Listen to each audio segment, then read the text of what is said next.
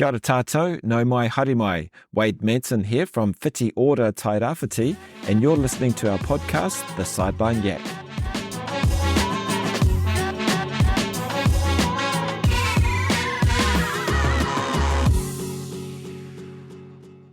Kia ora whānau. On this episode of The Sideline Yak, we sit down with long-time Gisborne judo coach Jason King. In a sport like judo, I believe you get a lot of motivation. It's something I quite often say to my students is motivation is always the driving force towards accomplishment. Jason shares his journey from starting judo as a 4-year-old to producing Olympians, national champs, and over 20 black belts, all from right here in Gizzy. It's a kōrero packed with reflections on legacy, coaching with heart, and what it means to build a club culture where people feel like they belong. Whether it's sharing stories of his dad, his coaching philosophy, or why judo is still his happy place after all these years. This one's full of great messages and grounded wisdom. Please enjoy. Kia ora.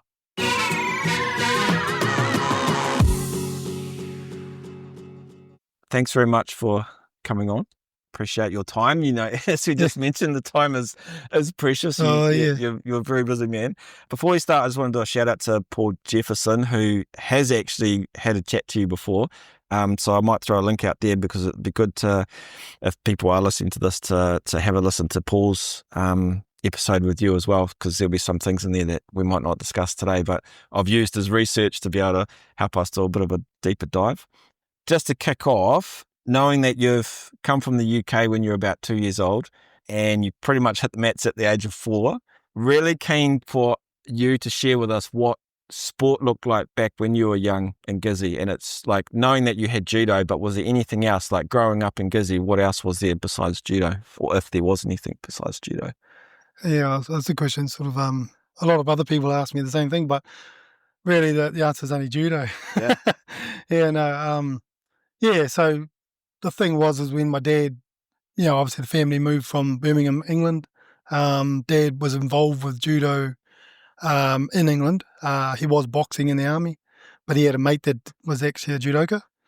And what actually happened was they switched codes. So my dad ended up having to go at judo with his mate, and then he came along and did some boxing with Dad, because Dad was a boxing champion in the British Army. And he liked it, and got up to about a green belt level, I think it was, when we first moved to New Zealand. Found our way to Gizzy, and Dad worked for the council with the Churchill Park Motor Camp, was the manager of there, and then obviously found the judo club, and went along as a student to start with.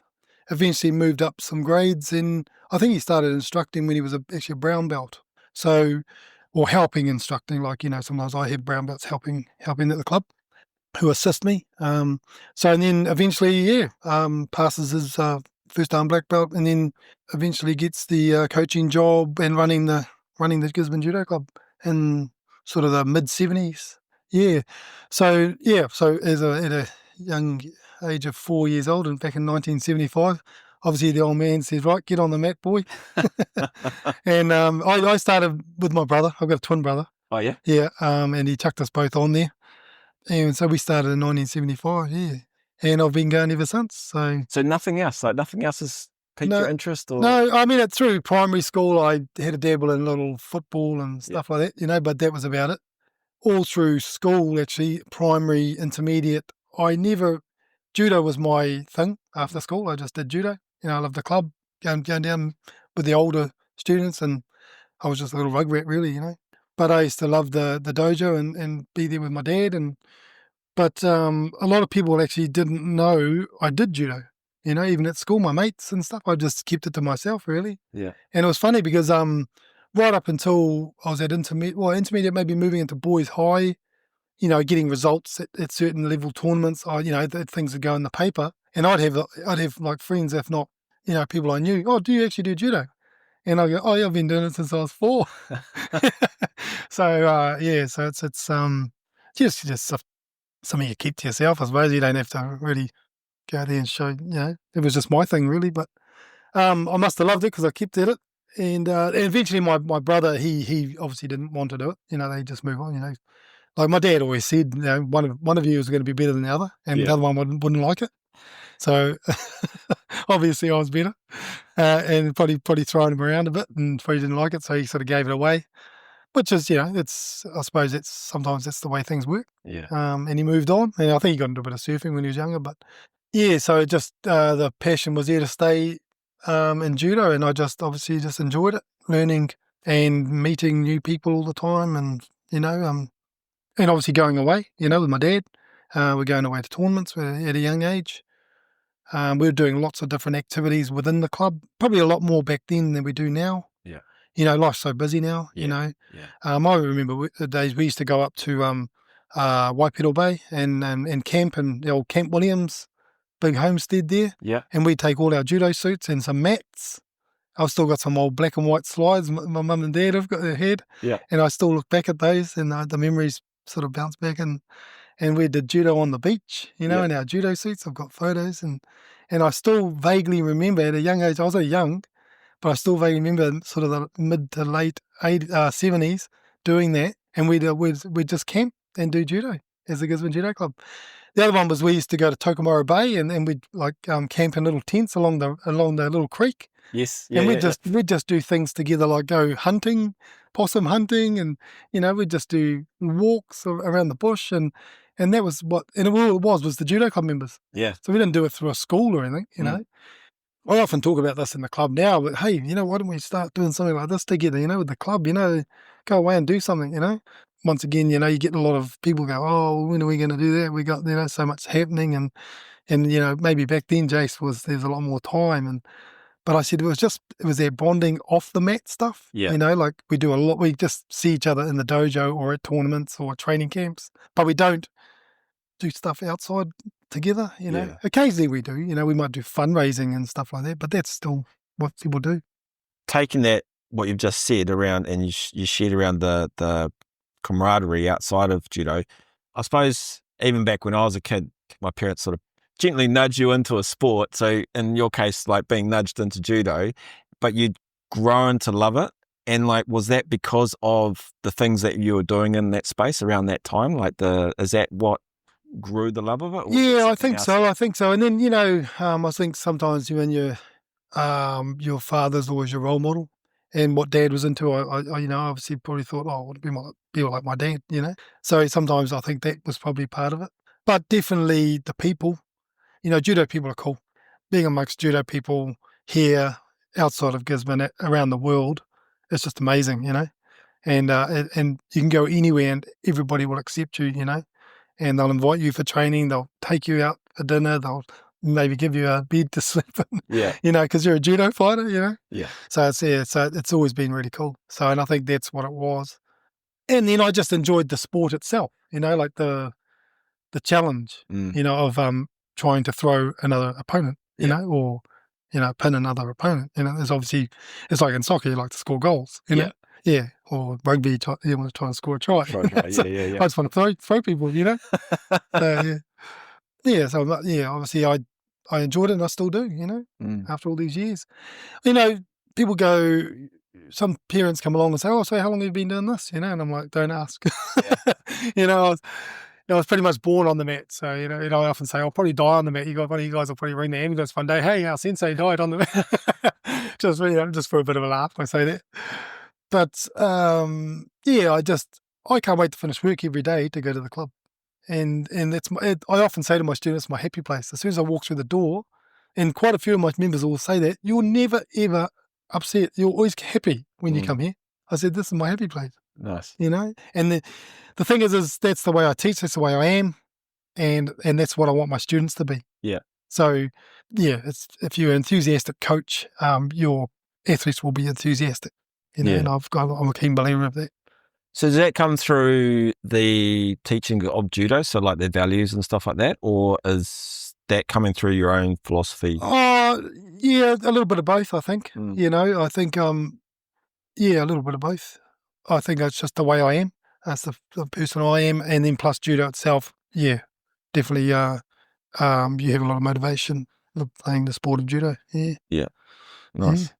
So just touching on like your dad, and probably the next question was, I was going to look around like your biggest influences. Would your dad be up there as one of the Yeah, I've not a day goes by where I don't think of my dad, even though he's been gone like 22 years now, he died at a young age. But what he did with the club in the early days and his teachings, his discipline was amazing, He was a hard man, and quite often it's funny because quite often, like I said, he was in the British Army and it was like he was still in the army when he was teaching. And a lot of people couldn't handle it. A lot of people thought, no, he's a hard bastard, and they just, I can't stand this, I've got to get out of here, But then the tough ones stayed, and he used to work that out too. If you stayed with me, you're a tough bastard, Yeah. And quite often it's funny because there's a few students around still that still remember my dad.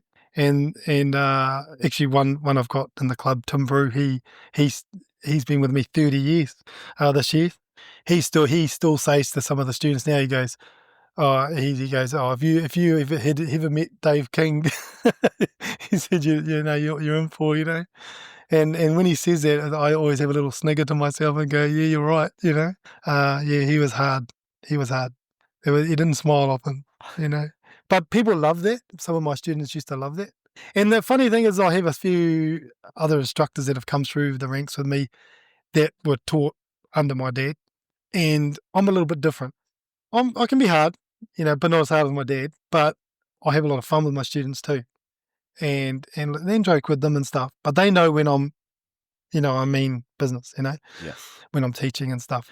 But yeah, a few of them have said, Kiki Veloza, Reedy Veloza, she always used to say to me sometimes, you're nothing like your father. And every time she said that, I said, I don't have to be, And the thing is I'm running a good ship here. Our club's healthy.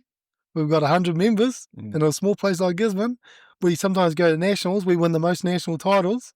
I have New Zealand reps. I've produced 23 black belts since my dad. So obviously I'm doing something right. So I don't have to be that hard. Yeah, and then the ones that you're producing that can go a long way.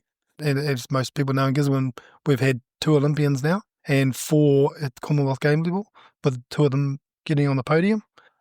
Which is, to me as a coach, that's outstanding for a little place like Gisborne. That's pretty rewarding as a coach. Yeah, so like if we fast forward there around the athletes and the success from the athletes, yes, I think a number of black belts as well that you've produced out of Gisborne judo, so that's a massive achievement. Yeah. So since I took over my dad in 96, I took over as head coach with the club. I've produced 23 black belts. Wow, that's massive. Yeah, it is. That's crazy, As a coach, it's hard because there could have been more, Yeah. But there's so many kids that come through, but only so many have the old staying power. To keep going. And my job is to try and keep them into the sport, And I know for a fact some of them have a dabble and they go, no, it's not me. And they move along. But the thing is the ones that have moved, not all of them, but some of them that have moved along have come to me and said, thanks for what you've done with judo, but I've decided to go into this, channel, or this sport. I can pick 3 right now that have gone all the way. 2 of them have been to the Olympics for other sports. So for me to be part of their journey and, I could have helped them out get to that stage, and that's why maybe sometimes they are thanking me, Yeah. And it's just because it wasn't just the sport of judo and what they can do in the sport of judo. It's just I don't know, maybe some of the life skills and stuff that come along with the sport, Yeah, exactly. What would be, if you looked at the magic sauce that the club, either you as a coach or the club itself, or maybe both, that has produced these top athletes? So the Olympians, the Commonwealth Games, the black belts. Yeah, I'm a little unsure of that sometimes. Sometimes I get asked that question quite a bit. They go, what is it with, even the Federation used to say the thing, well, how can you guys produce so many champions out of a small place like Gisborne? And just as a joke, I always say, it's the East Coast water we drink. And then I said, like I'm going to tell you, But I don't know what it is. I think my dad started a legacy and getting, with champions, and I think people have come along and seen that and they just wanted to be in their shoes. Yeah. And I think it's just evolve like that. Myself as a coach, I've seen my dad produce them. So when I came along and took over in 96 as head coach, I just wanted to maintain it, if not better it. I didn't want to go backwards. So, every day was a challenge. Every person coming along was a challenge, And sometimes you saw potential in some people, but then they drifted off. And you're like, oh, what a shame. You actually had it. You could have gone a long way. But you can't force them to stay. Nah. They want to have a dabble and then they go, And you do see them many years later and they go, oh, I wish I'd stayed at judo, It's like, well, I wanted you to stay at judo, Yeah. But then, you see them many years later, they're married with 3 kids. And you can't change it, because I've seen that like within hockey as well. And like kids coming through and you're going, you'll be brilliant if you hang around for a couple of years or 3 years, whatever, and then they all come back and like they've either gone to rugby or whatever. I know, and there's other things that come along. We know that in teenage years, and we lose a lot at teenage years, but it's not just judo. All sports do that, and that's just a fact. It's something we can't stop. But believe me, there's been a few students that have come along, and I've thought, nah, they're not in it for the long haul. Yeah, that they just haven't quite got it. They'll be gone in a year's time. And blow me down, they've proved me wrong, and they're some of my black belts. Love it. Yeah, that's cool. Which is really cool. Have they ever said to you why they hung around, like what it was? That No, they just took every day as it came. They wanted to get better and better, and they got knocked around, and maybe I've mentioned to them once or twice that's how I had to do it. I was never good as a kid.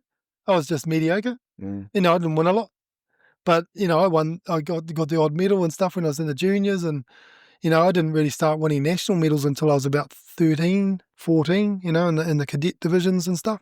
And then I just started getting better and better through my late teenage years. And then I made the New Zealand squad at 19 and Oceania level, and I never looked back. I just wanted to get better and better. And then I actually got better as I was a senior player. Yeah. Before I took on full, like coaching, changing over to coaching.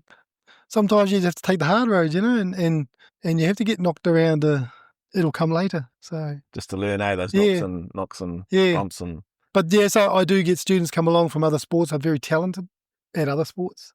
And their mum and dad say, oh, they used to do this. Oh, they used to do this. They used to do this, and they've come along to judo and they go, oh yeah, I wonder how long they're here for, But that's fine. They want to have a little go, and then they don't know unless they have a go. I always say that. But then they've excelled in all those other sports very quickly. And same thing, they've come along to judo, and within a few months they're winning gold medals at outside tournaments. And then they go to nationals and win a national title. And people go, man, you've been done judo for like 6 months. You just got, graded, and then you could be eligible to go to, and then you sort of think, oh, I hope you do well. And then they win it. And then, maybe within 6 months, 8 months after that, they're gone. They just think, oh, well, I've done that. Been there, done that. Yeah. Oh, what's next? And you do. And that's what I mean. I do see people years later, like, oh, what did you get up to after you left judo? Oh, I did this and did this. And sometimes I follow them, and what they're doing. I see the parents, and it's always good to follow the students that I've taught over the years. So if we go back to Dad, and if there was one quality or trait that he had that you've taken into your judo and coaching, like so into your when you're an athlete and coaching, what would that be? It was probably comes down to maybe the instruction. Like people say to me when I instruct things, I'm very thorough, but that's where it came from. My dad never, if someone was doing a bad technique, he would never turn a blind eye, and go, oh, no. He'd stop and say, no, you're doing it wrong, and I do that now. Like I'll teach something and the whole class is like 30 kids are doing it.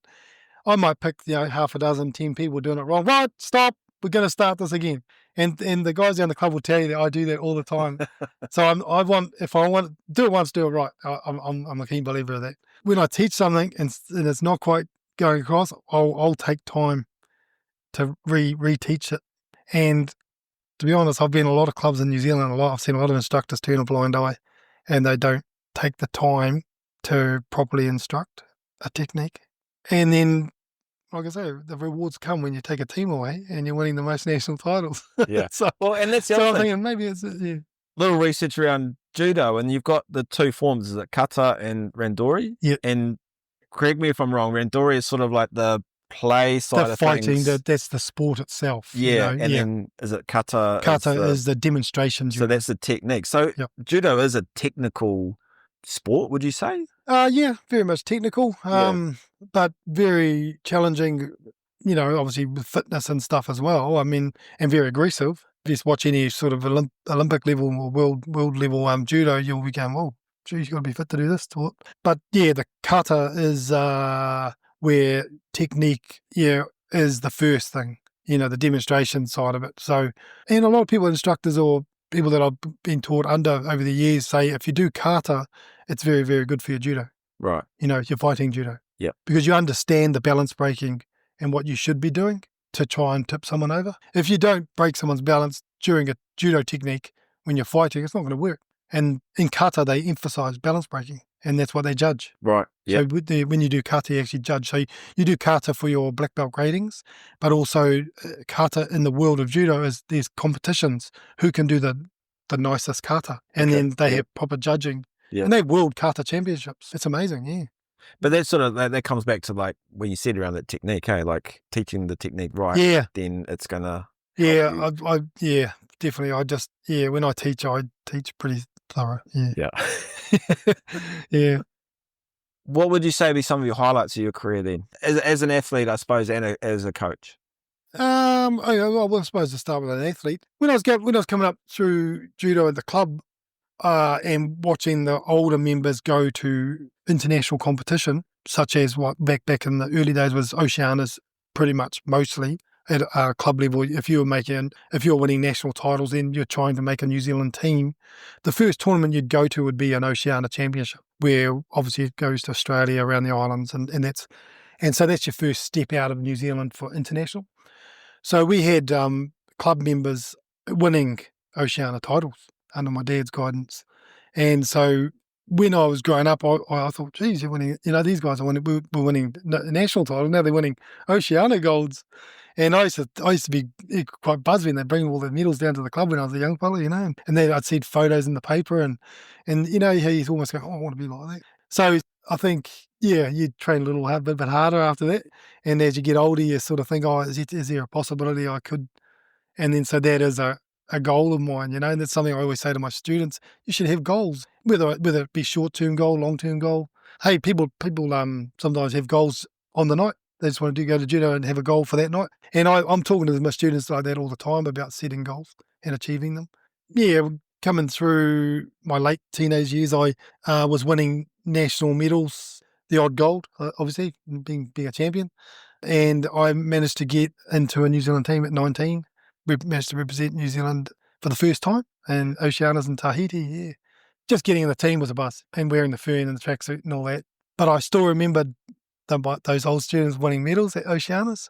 So, and I must say, when I went there, it was hard. Fighting the top Aussies, fighting the New Caledonian boys who've trained up in France, and they're very, very aggressive and strong. But my first Oceania Championships was, we had 4 other members from the club. There was 5 of us from Gisborne that year, and 4 of them actually got selected for a youth competition, which was a midweek tournament in Tahiti. So it was at a lower level and younger age. But myself and Melissa, my partner, were selected for Oceania, but I was only selected for Oceania. Melissa was selected for both. But yeah, it was, so our 4 students from Gisborne fought in this youth international Pacific tournament. And bugger me, they all won gold medals. So there goes the pressure for me on the weekend. Yeah. So, and I thought it was amazing just that, because it was quite a good tournament. So we had Mark Zamey, Aaron Tate, Comrie Keenan, and Melissa. Right. And they all won gold medals. But then Saturday, Sunday, it was sort of like Wednesday, but Saturday, Sunday was the actual senior competition, was the Oceania Championships. And it was all a big thing for me. I was the first time, representing New Zealand, and I managed to get into a semi-final. And if you lose a semi-final, if you win, obviously you're in the final, so you're going to guarantee the medal. But I lost my semi-final, right, and to a New Caledonian boy, so I had to play off for the bronze. And so I had one chance, otherwise I'm fifth place, Right, yeah. You have a third equal, and fifth equal, seventh, And I was like, I ain't going home without a medal. Yeah. And that my bronze medal match lasted about 7 seconds. That's how bad I wanted it. Yeah. So that was pretty buzzy, coming home with a medal as well. So the 5 of us come home, and it was neat to come back to Gisborne and all had a medal. So nice. Yeah, so it's pretty special. Before going on to the coach one, just looking at something that you mentioned there around the team, the New Zealand team, I'd say like judo's an individual sport in the sense that it's one-on-one all the time, but then you've got that team aspect when you go away from a team. Like, how does a team keep you going in terms of when you're competing and stuff like that? How supportive are they? It's very, very important when you're in a team because obviously it's an individual thing because you have to look after your weight.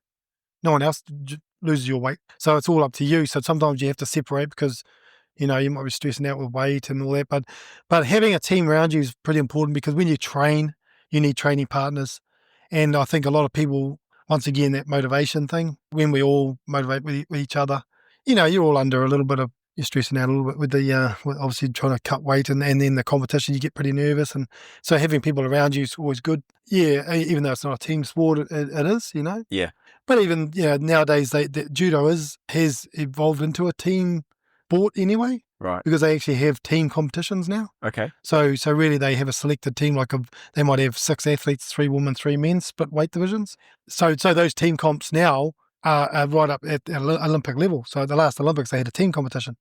So, you obviously your country, you're fighting for your country. To be honest, the team competition is it's quite spectacular. It's a lot more hype than the individual sometimes. Yeah. So, is there a reason that they brought that in? Is it just to make things a little bit more exciting? Yeah, I think it's more for spectators, actually. Yes. I think just to, and a bit more, just a bit more judo for the athletes as well. Yeah. Yeah. Yeah. Highlight as a coach? Yeah, I suppose the thing was, as I took over as a coach, I started coaching New Zealand level athletes, youth teams. Obviously, I started at a youth level, but I was still playing judo. So I was sort of player coach. Yes. So sometimes I'd be going over to Australia for the state championships in Melbourne or Sydney, and they'd have like the open internationals over there.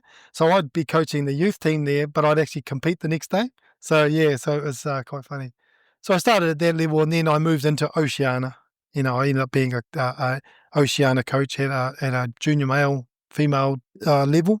And then I moved into, a few years later, I was a senior coach. So I looked after the elite team. I think I've coached more Oceanias than I actually competed in. I think I competed in like 7 or 8 Oceania championships, but I think I've coached at about 14, double. Yeah. So, but when you come into coaching, obviously it's like a ladder, like being an athlete, and you're wanting to, okay, I've coached at that level. What's the next step? You step up the next rung, and the next rung, and so coaching. I had goals coaching as well. So after Oceania, I was thinking, what else can I do from there? So you move into more like the continental championships around the world and that. And then obviously you can step into, judo now is sort of like World Cup level after continental. Then you've got your Grand Prix. Then you've got your Grand Slam. Then you've got your Worlds. And then obviously Olympics. So I thought to myself, I love this. I've got a passion for coaching now. I just love it. I love being around the athletes. I love helping them as much as I can. And once again, I'm a motivated person, so hopefully I'm doing the right job. And I was a good training partner too. Yeah. Because I was still throwing myself around the dojo, so I was I'd rather them throw me around than maybe have an injury, prevented an injury if they're throwing one of the other athletes. So it's just so I started coaching at Asian circuit stuff, which was World Cup level. And then continental championships. But then after that, you start to go, I wouldn't mind going to a world champs, as a coach. And then in 2008, I got selected for the junior world championships, it's just still a big tournament. You'll get over 100 countries there. And so I managed to get that, and that was great. It was awesome. I had 5 athletes, and we had a hoot of a time, and it was really good. They all did well. They didn't get past the first round, but New Zealand level judo is a bit lower, and we're getting there. But they all got a hard draw. But just the experience alone for them as athletes, and obviously for myself as a coach, was just amazing. And that's where you start to get contacts as well as a coach, to meet other coaches and how other countries are doing things. And that's what I've enjoyed about being a coach, is to catch up with people higher level countries. What are they doing? I can bring back to New Zealand, back to the national level, but back to my club as well. Yes. Yeah. And that's where I think the club has excelled, because I've been a national coach, but I bring it all back to Gisborne. Yeah. And then, so when you were asking before, what is it about Gisborne athletes? So I think that's the bonus that I can bring that back to a club level. But after that, I managed to get a world coaching job at the senior level. And that was back in 2014. And I managed to coach 3 athletes to the world championships in Russia. And that was out of this world. I did represent at the World Championships as an athlete in '97 in Paris. That was amazing. And you're the only one from your club, eh? No, I'm the only male. Male from the club, to be able to do that. Yeah. We've had a lot of females go to World Championships and multiple World Championships. Yeah. But for some reason, I'm the only male. I'm still waiting for that other male to dig deep, you know, and tick it off. But there could be someone there in the future. But that was a goal of mine to, as an athlete, to make a World Championships. Because the thing is after that, I did choose coaching. I could have been a little bit, what's the word for it? Stubborn and gone, no, I want to be a bit more of an athlete. But I just, there was that thing with my dad, I just wanted to be like my dad and coach. So I did coach at a young age, but I enjoyed it. And so after the, being an athlete at the World Championships was to coach at the World Championships at senior level, and I did. So there was another feather in my cap, really. And then over the years, I have applied for positions at the Commonwealth Games. I did apply last year for the Olympic Games.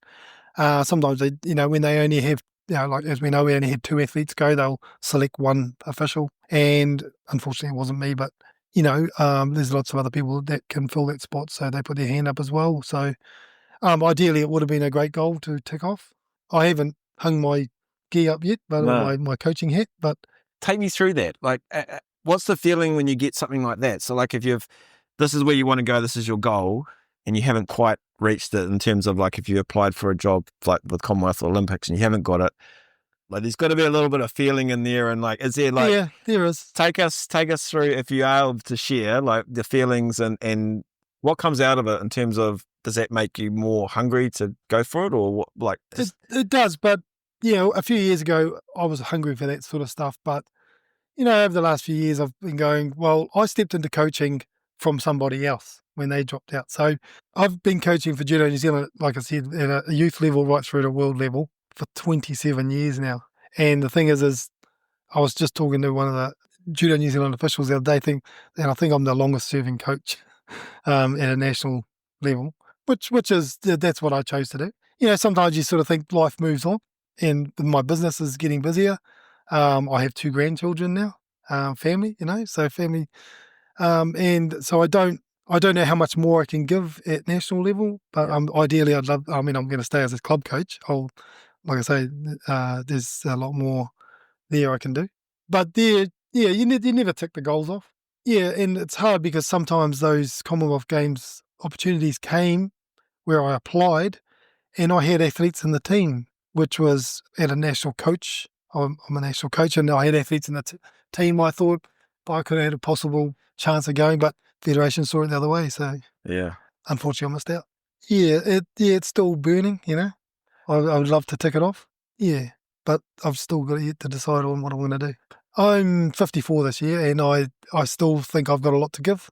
I'm still enthusiastic about coaching, and I still have a passion for the sport and being around the athletes, and they know that. A lot of the athletes I've taught and coached over the years, they know that. So it's just a matter of people making decisions, really. So do they give you feedback in that sense, or are they just saying, sorry, you didn't make it, this person made it? Or some things go to a vote, and unfortunately it was just outvoted, Yeah. And everybody wants a spot. My goals are still to produce the next Olympian. And I've told them that. I said, we've had Darcy Emmanuel, taught her from 8 years old. She ended up getting the 9th place, actually, Rio. And then obviously last year, Sid's been with us since she was 5 years old in Pee Wee class. And she's produced the best medal New Zealand's ever produced, winning the bronze in Grand Prix. Right, yes, that's right. Yeah, in Croatia. That was an amazing result, real amazing. And then that's pretty much what ticked off for the qualifying criteria for the Olympics. Yeah. Being number 27 in the world, the list goes up to 200. I mean, she started it right back when she first started coming on the scene, but to get up in the top 30 is pretty amazing. Oh, it's massive, yeah. Young girl from Gisborne. Yeah. How do you go in the sense that you've got these athletes that are in the top echelons, like they're trying to get into the Olympics, they're trying to get into the Commonwealth Games, and there's some that have probably just missed out for whatever reason. As an athlete, that'll be devastating for them, but how do you deal with it as a coach, as their coach?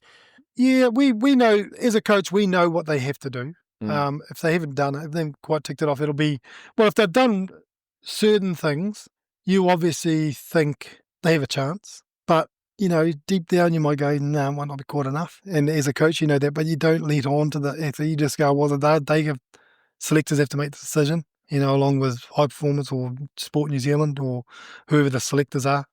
They want to know whether they're going to send an athlete away that's worthy of going. That's just one of those things. We've had a situation like that. One of our Gisborne girls missed out. I was very bitter about it. Obviously the athlete was too, family members. But I believe she should have been at the Olympics. It was back in 2008, but she missed out, and it was hard, because I believe she was one of New Zealand's top athletes at the time and could have had a great chance of actually winning fights at that level. Yeah. How do you process that as a coach and being that supportive person for them as well? Like, it must be hard because like when you're in that real high performance, it's only little things that are happening, but it can mean a big upset or it can really devastate people around it. Like, how do you process it? How do you get out the other side of it? Yeah, it's a hard one.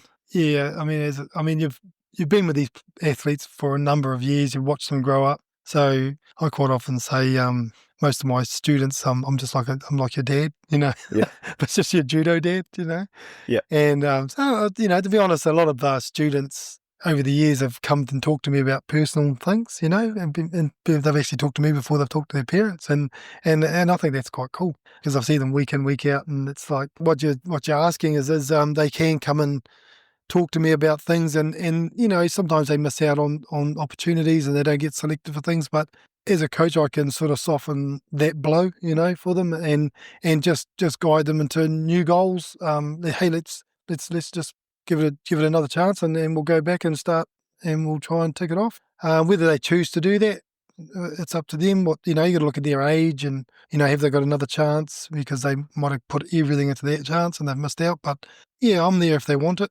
Yeah. No, that's nice. That's cool.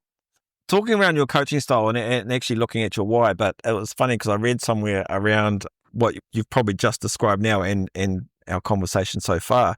Your approach to students has been described as warm and knowledgeable. You might know who it was, but it was an article I read. I think Kiki put it in there. It's like, not as hard as his old man, but and I've heard that throughout the conversation. But if we go right down to the crux of it, what would be your why? What's your purpose? Like one thing I really believe in is that I said it before was motivation. In a sport like judo, I believe you get a lot of motivation.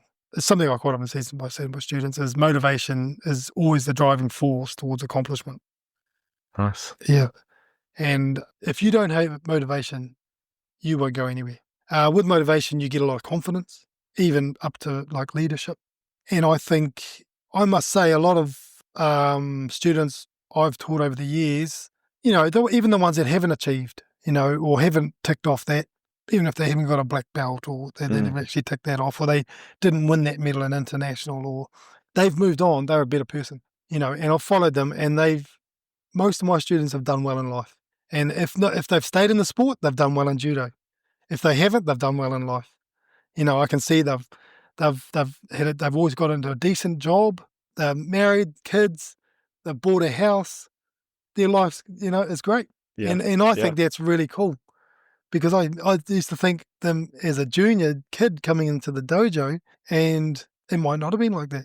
But then I can see of teaching them judo and motivating them within the sport over the years. They've obviously channeled their vision into their own life, and that's the skills they've picked up. And yeah, they've done really well for themselves. They've achieved. I love it. That's cool. Thank you for sharing that, man. And the quote's brilliant. I love the quote. Yeah.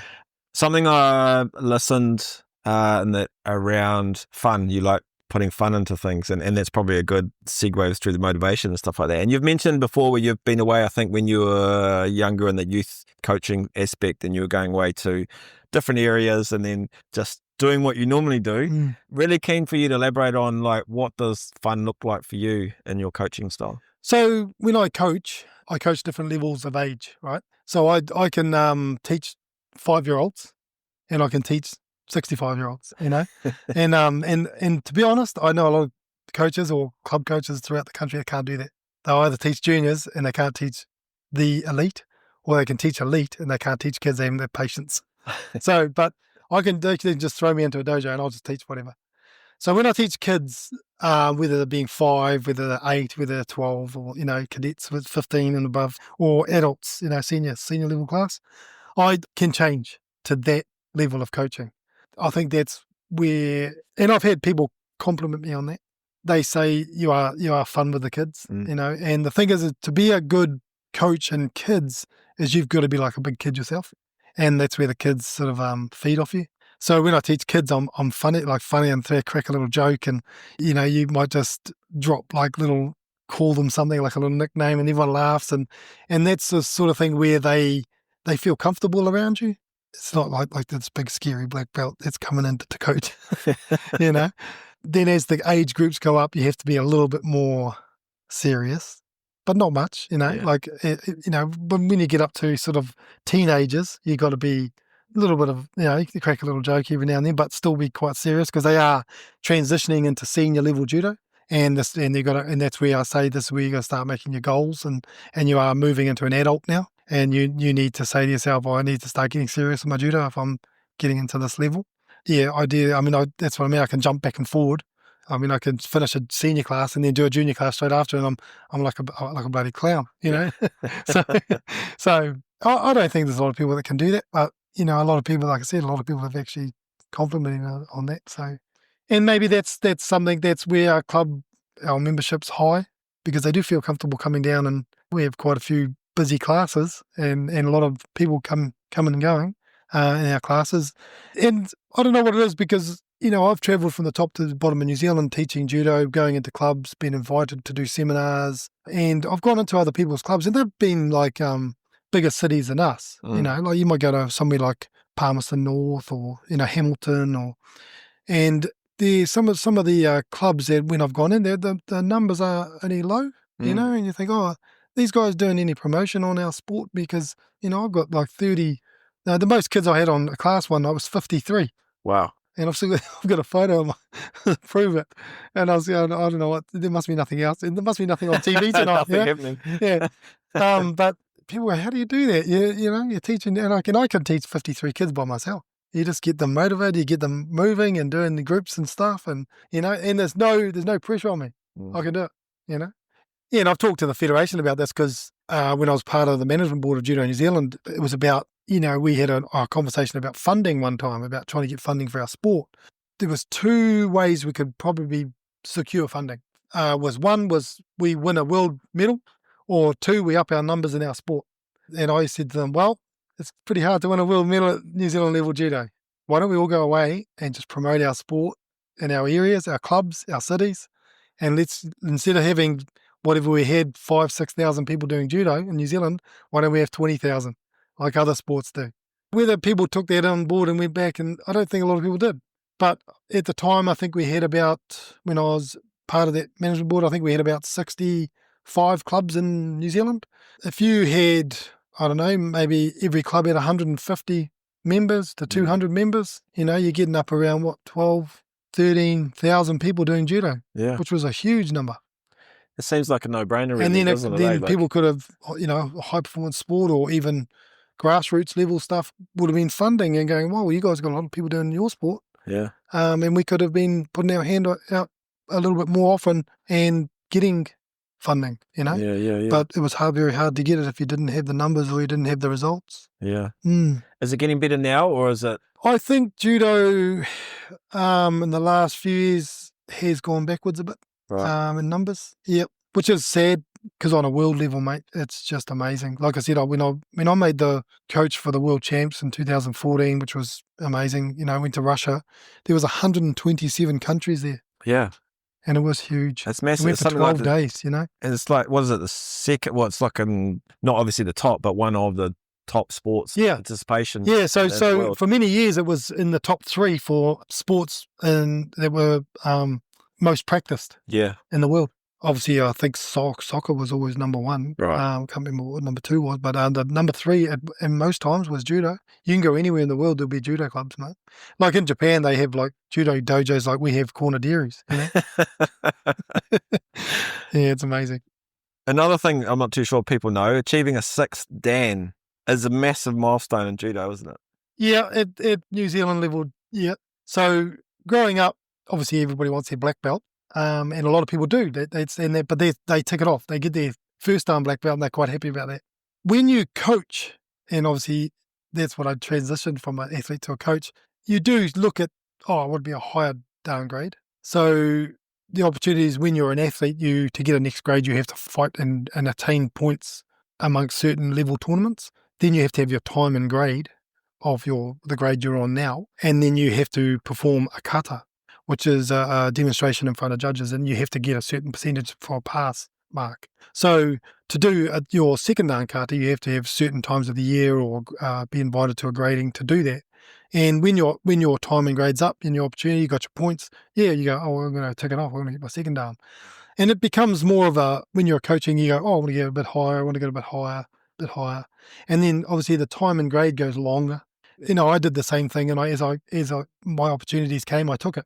So I was sitting on a fifth dan, got my fifth dan back in 2008, and then I actually inquired to the Federation because from first dan to fifth dan, you actually wear a black belt. And then once you go to sixth dan and seventh dan, sixth and above, it becomes a master grade, and you have the opportunity to wear your black belt, or that you can change to a red and white belt. Oh, okay, yeah. And quite often, as I grew up and, as an athlete, I used to see the odd red and white belt, and so I knew what that was.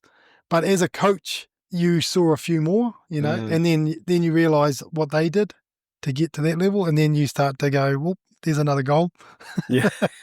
Yeah, so and the thing is people in my club always say, when are you going to get a red and white belt, and I go, maybe one day. And so over the years, you have the opportunities to grade, and then you go, well, why not? It's a goal for me. And you tick off the coaching jobs, and you've done all the seminars, and I've been, involved in this, involved in that. And so a lot of that there is the grade, the master grades is more of a service to sport grade. As well as it depends on what your condition your body's in. You can still be competing at that level. Yeah, I still do. Yeah, I competed last year at a veteran level. So some people, obviously use that as a goal, and they want their red and white belt, which is their sixth dan, and then from there on, so sixth, seventh, and eighth dan is a red and white belt, and then ninth and 10th is a straight red belt. Oh yeah, and we have 2 people in New Zealand currently holding an 8th degree black belt, 8th dan. We've never had anyone go to straight red yet. How many years is that then? If you're you have a time frame. Yeah. It's so when I set my fifth, after I set my sixth dan, I had to be a fifth dan for 8 years. Right. Yeah, so it was a long waiting time, and the thing was it was actually 9 years by the time I went for my grading. Yeah. So I waited that extra year. So, when I had the opportunity, I took it. So, and I think from sixth to see my next grade now, my students are constantly asking me, when do you go for the next one? And I've actually been a sixth dan now since 2017. Right. So I'm coming up close to 8 years, and I think that is the time period. Frame. Yeah, maybe when the time comes, right. If I feel I'm ready for it, I'll maybe inquire. So how does it go? Like in terms of can you not get it? Yeah. For it? Normally a master grade, I think they do look at what you've done. Yeah. I think up to sixth dan, you still have to produce a kata. But, sometimes if they look at your history of judo and what you've put into the sport, what you've done, and then your seventh dan and sometimes above is a grading where they've acknowledged what you've done in your life for judo. So it'll be more of a service to sport grade. So possibly if I've done my time and grade, I have my points, I could just achieve it one day without a kata. I don't mind still doing kata. Like I said, my body's still up for it. I'm still in one piece. I say that now, but yeah. Speaking of timing, is it fair to say that's 50 years of judo this year? Yeah, so 1975, I was registered with Judo New Zealand, and I still have the old registration book at home, actually, with the stamp in it. And every year you had a stamp when you're registered. Yeah. But they got rid of those way, way back, and now it's just all obviously on the computer. So, yeah, so you just get a but you've registered. So yeah, I get registered every year now anyway because I'm a honorary officer of Judo New Zealand. Yeah. So the federation automatically just registered me. The club doesn't have to do it anymore. So for what I've done for judos, with being involved with Judo New Zealand for so long. So yeah, obviously it's 2025 this year. So I'm celebrating 50 years in a gi. 50 years. And like, as you mentioned, like earlier, you said you're not going to stop, basically. No. But keen to know, and we sort of had a quick chat before we jumped on here, was around you've got home, judo, and work. Like, is there any, obviously there's balance between that, but is there anything that you do outside of that? But was essentially judo, like you mentioned, is your happy place and that's it. Is there anything else that, like, what does Jason do just to switch off? Well, I like a bit of fishing. Yeah. Yeah. So we've got a boat and we go fishing and when we can, when the weather lets us. So that's always relaxing, bit of time out. But I mean, I do get away on holidays and stuff. I mean, last year I went to Europe. Oh, I mean, there was a cause for that. I went and supported my athlete Sid in Paris. There, I wouldn't miss it for the world. But that was cool because I'd never been to an Olympic Games, and to be there was just amazing. And to support her, it was very special actually. Yeah, I bet. But I mean, so we had a bit of a holiday after that. We did 3 weeks in Italy, just me and my partner Melissa. Yeah, and we had a ball. Yeah, it was just so relaxing. But other than that, you sort of I say 3 weeks, but once I got back, I couldn't wait to get back down the club again. It's just part of my life. Many years ago, we used to do judo all year round, and even through school holidays. Yeah, even though there was no school, kids used to still come to judo in the evenings. And it was only a matter of a few years ago, some of the other committee members go, "Why do you do judo during the holidays? Why don't you have a break as well?" And I go, "Oh, I don't know. I just want, but that's the way we've always done it." And they said, "Oh no, you should it's good, maybe a couple of weeks off to refresh." And I go, "Okay, whatever, And to be honest, if I'm not at the dojo, I'm usually we'll stay at work a little longer. So. Yeah. But it has been good. So after the school holidays, they refresh themselves. You get a little bit of refreshing, and then you're looking forward to seeing them again. And same at Christmas time when you have that break before school starts, you sort of can't wait to see them again. But you have that break and it's good. But other than that, I teach 4 nights a week, and I have done for the last 37 years. Yeah. I started at a young age of 17, I think I was. I took on my junior class at Gisborne Judo Club. I said to my dad, "I wouldn't mind doing a bit of teaching, a junior class, can I take on there?" Because he was a guy that was doing it, but he couldn't do it any longer, so I took it on. And I think it was a blue belt. And he said, "Oh, you can give it a go, And I just loved it. And the thing is I still teach that Tuesday, Thursday night class now. I'm 54 this year. And I'm down the dojo 4 nights a week. And yeah, some parents think I'm crazy, but and other coaches around the country said, "Man, we've never done anything like that." Yeah. We do judo maybe twice a week. We do all our classes on one night. They'll do a junior class, a cadet class, and a senior class. And some dojos only do once a week. They'll do all their judo on Tuesday night, and they won't see everyone until the following Tuesday. I was like, "Oh, no, I'm there Monday, Tuesday, Wednesday, Thursday." And at one time, when we were doing international competitions, we were there Friday nights, Saturdays, and Sunday we'd do a morning circuit session or squad training. Wow. So at times, I was at the dojo 7 days a week. Yeah, it might have been a bit much sometimes, but when my athletes perform and it all paid off, That's the thing, the dedication from you guys. And they want to be there, so if they want to be there, I don't mind. I want to be there. Yeah. Yeah. Yeah, I just love it. I just love the sport, mate. And I just love the people. My students, drive me, I think. Yeah. What would be one thing in terms of advice that you would offer your kids, like on their starting on the judo journey? Like, what would be one thing that you would get them to think about? Yeah, I think it's a lot of kids come along, and I try to make they've chosen to come along to judo and have a go at judo, but I want to my job is to make judo be better than those other sports. It's like, come to judo, it's fun, And to be honest, a lot of people, probably not at a young age, not kids, but a lot of people know what judo is. They know where we are. They know what the club's all about. But a lot of people don't come down. For some reason, the hardest part is walking through the front door, right? And a lot of people have actually told me that once they did come down. And it was that, I don't know what it is with judo. It could be with other martial arts as well. But maybe it's a bit scary for them. I don't know.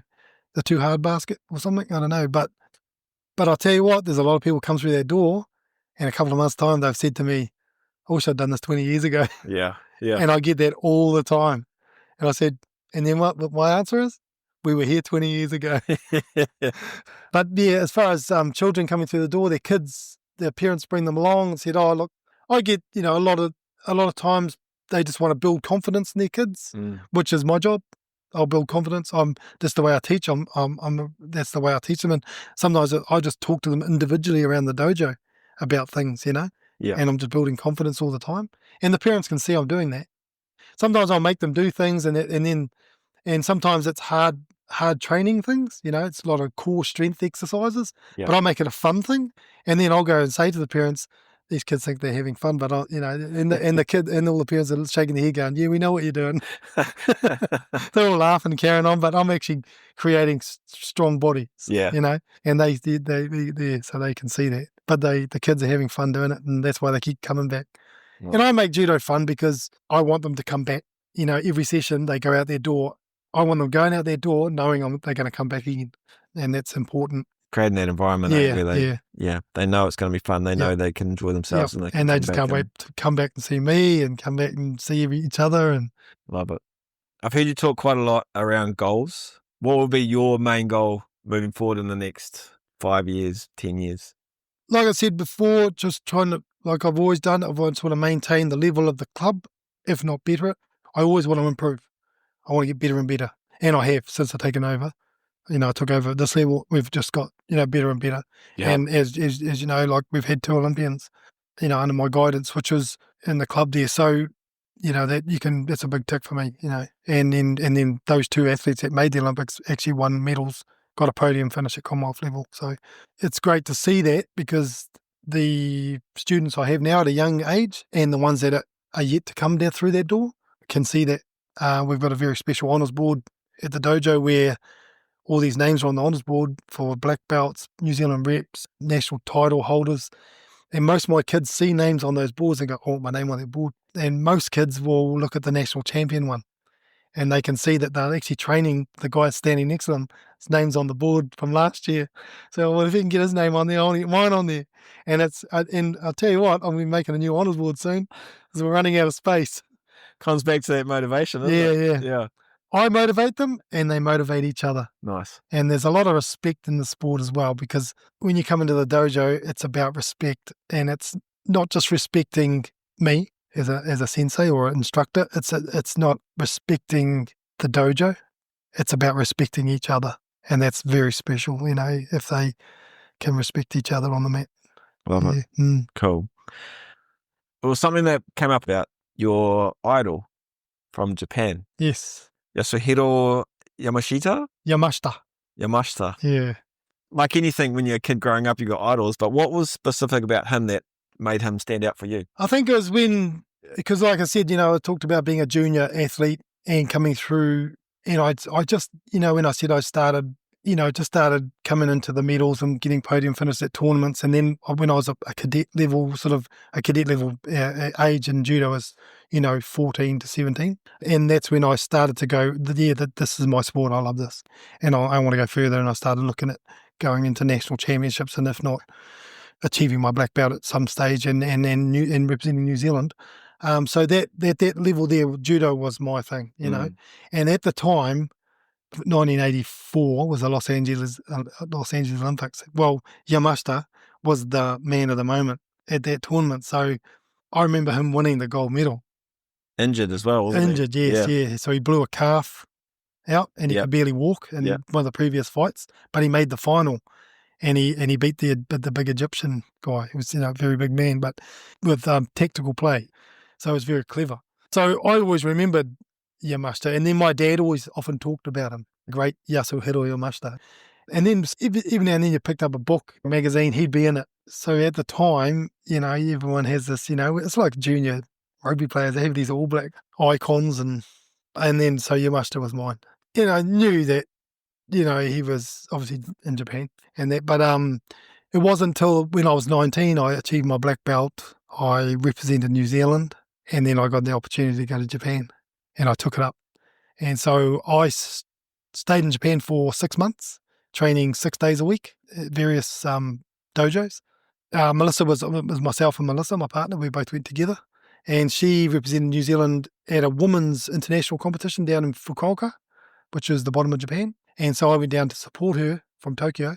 One of our Olympians from 1984, 88, sorry, he was training under the guidance of Yamashita, and he was there. And so we got the opportunity to meet him.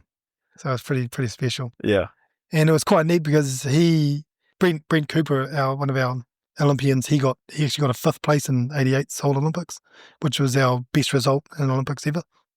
And he used to train at Tokai University, which was coached by Yamashita.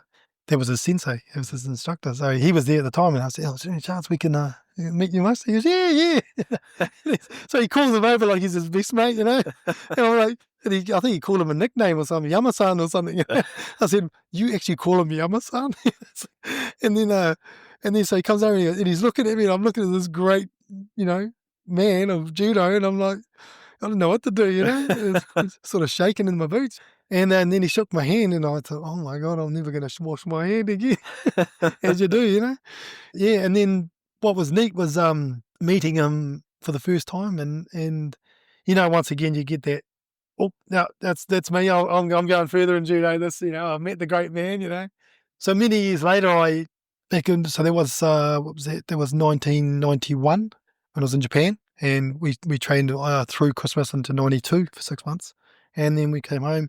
5 years after that, I made that World Championships in Paris, and one of the coaches or the officials of the Japanese team was Yamashita, and so I managed to see him at the warm-up area when our New Zealand team training. But I'd actually, because I'm actually into art and stuff, I'd actually produced a T-shirt, and I was selling T-shirts in New Zealand. And I had a T-shirt, and on the T-shirt I put him on it, and and I sold it at the National Championships. And I had Kano was the man, and I had a picture of him, and that's the person who found the sport of judo. Right, yeah. And then below it, I had Yamashita was the machine, and I had him throwing somebody, and everybody thought it was such a great shirt. Anyway, so I thought, I'm going to take one of these shirts, and what's the possibility he might be there? Sure enough, there he is in the next warm-up area. So I went over there, do you mind signing this shirt for me? Wow. And he did, so I gave him a shirt too. Then that's the second time I got to meet him. So that was neat. So I had a signed shirt, and I've still got that in my drawer at home. So, and then because I got into coaching, I coached in 2007. That's in 2003. The New Zealand Judo, Brent Cooper, he rang me one day and said, "Oh, hey Jason, I'm just letting you know that Yamashita Sensei is coming to New Zealand."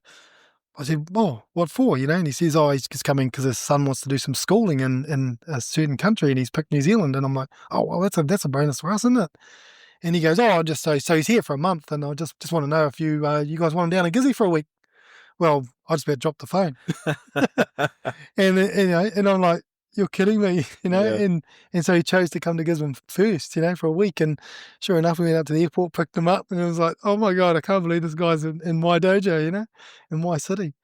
And so we had him for a week, and it was quite neat because we took him on a fishing charter, and it was quite neat. Afterwards, we parked up in the harbour there, and we were eating sashimi with drinking the old beers and on the back of the boat. And he just thought it was just amazing, One of our members took him up to a forestry, and that was neat. So he saw a little bit of that, and then he went on a bushwalk in Motu. Oh yeah. He actually got to shear a sheep. Nice. Yeah, on one of the farms. And then one of our members took him up on a charter flight right up Tolaga Bay and back. Nice. And so his week in Gisborne, he said he'd never forget it. And so we made up a little photo album, and we gave him all the photos, and he said, "Oh, I'll take this home and I'll treasure this," Nice. And anyway, so that was 2003. So 4 years later, I caught up with him in China. That's when I went to the Asian circuit as a coach, and I saw him in the opening ceremony of the Chinese tournament. And it was quite neat because I sort of made the move to go around and say hello to him. And what blew me away is he remembered my name. He goes, "Hello, Jason." Oh, so that was, and it's like, oh my God, this guy's like my long lost friend now.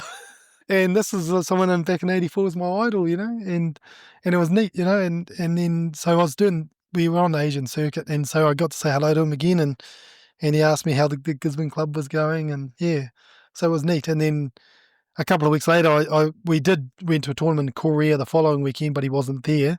And then we did the final tournament in Tokyo, and I got to see him again at the Kodokan, which is the the main dojo in Tokyo, and that's where the international training camp was after the event.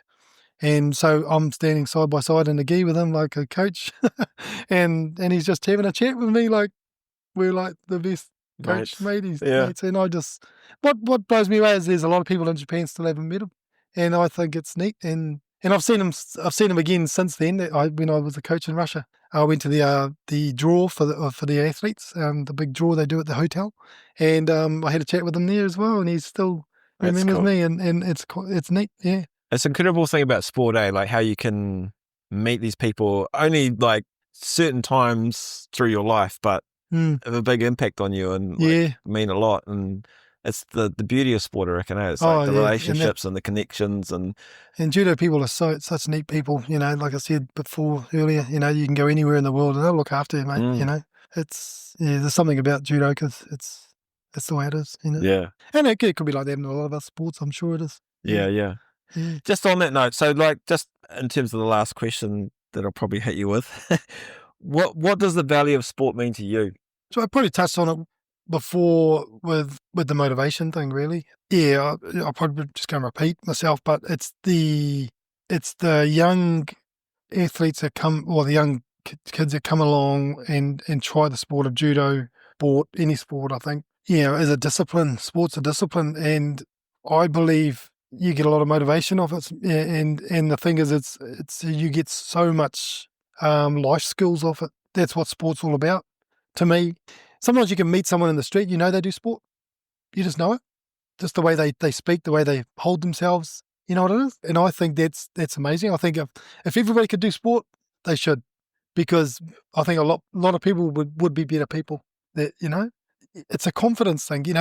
When someone holds themselves well because they're confident. And that's something I teach in the dojo right from a young age.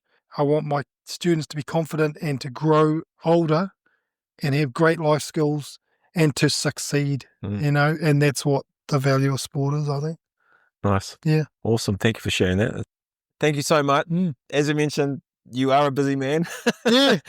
But I really appreciate the time that you spent today. It's awesome to share your legacy, I guess. Is probably a massive thing to be able to share to our listeners. Your dedication, your motivation, like everything that you do for the sport of judo within Gisborne, and the athletes that you've produced as well on that like local, national and international level. So thank you for your time. Appreciate the chat. Yeah. Thanks, Wade. I really appreciate you. Awesome, man. Awesome. Thank you. Thanks so much.